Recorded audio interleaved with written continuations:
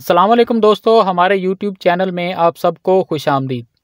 عربوں کے مشہور بت جن کو صفا اور مروہ کی پہاڑیوں پر پوجا جاتا تھا، یہ وہ بت تھے جو لوگوں نے اپنے ہاتھوں سے نہیں تراشے تھے، بلکہ یہ جیتے جاگتے حقیقی انسان تھے۔ انہوں نے خانہ کعبہ کے اندر ایسا کیا گناہ کیا تھا جو اللہ نے انہیں اتنا دردناک عذاب دیا اور آنے والی نسلوں کے لیے عبرت کا نشان بن گئے۔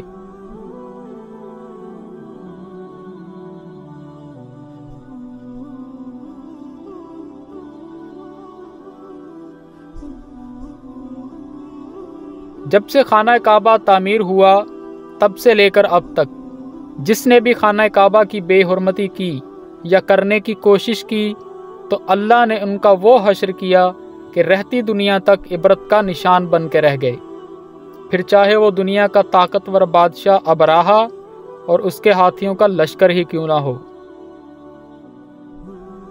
اس کے علاوہ بھی تاریخ میں ایسے واقعات ملتے ہیں کہ جس میں بے حرمتی کرنے والوں کو اللہ رب العزت نے دردناک عذاب دے کر تباہ و برباد کر دیا۔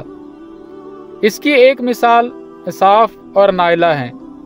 جب مکہ پر جرہم کے ایک عرب قبیلے کی حکومت تھی تو ایک لڑکا جس کا نام اساف اور ایک لڑکی جس کا نام نائلہ تھا، مکہ کے لیے طواف کعبہ کی نیت سے جرہم سے آنے والے قافلے کے ساتھ آئے۔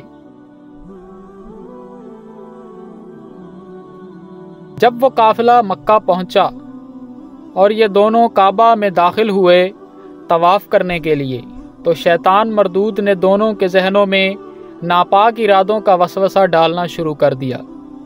اس دن کعبہ میں لوگوں کی غیر موجودگی اور خدا کے گھر کی رازداری کا فائدہ اٹھاتے ہوئے اس جائے امان میں بدفعلی جیسے گناہ کا مرتکب ہونا چاہا، لیکن رب العالمین کے حکم سے ان پر قہر برسا، ان کی روحوں کو فی الفور قبض کر لیا گیا اور ان کے جسم پتھر کے بن گئے۔ جب مکہ کے لوگوں کو علم ہوا اس واقعے کا تو انہوں نے ان کے پتھر بنے ہوئے جسموں کو کعبہ سے نکال کر صفا اور مروہ کی پہاڑیوں پر رکھ دیا تاکہ لوگ ان سے عبرت حاصل کریں۔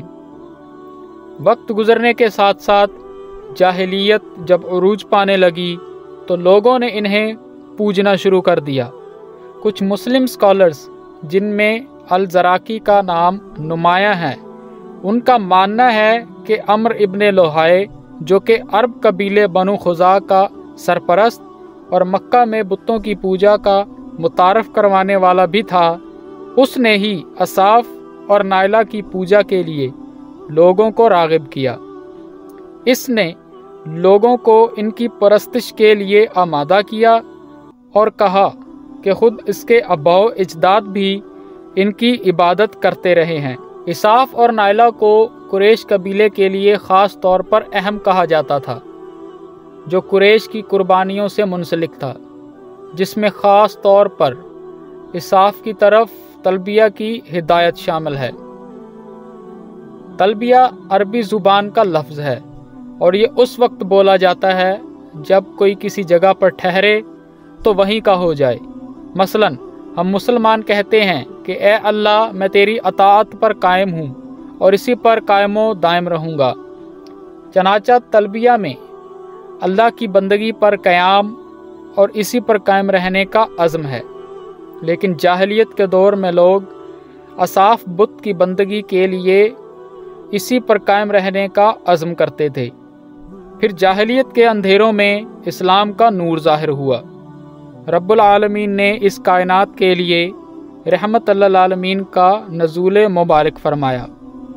نبوت کے اظہار کے بعد جب اسلام پھیلنا شروع ہوا تو آپ صلی اللہ علیہ وآلہ وسلم نے کفار مکہ کے خلاف اعلان جنگ کیا اور کفار کے خلاف جہاد کر کے مکہ فتح کیا، اور اسی دوران آپ صلی اللہ علیہ وآلہ وسلم نے حضرت علی رضی اللہ تعالی عنہ کے ساتھ مل کے کعبہ میں موجود بتوں کو نیست و نابود کیا، اور پھر صفا اور مروہ کی پہاڑیوں پہ موجود ان دونوں بتوں کو آپ صلی اللہ علیہ وآلہ وسلم نے اپنے ہاتھوں سے توڑا اور کعبہ کو بتوں سے پاک کیا۔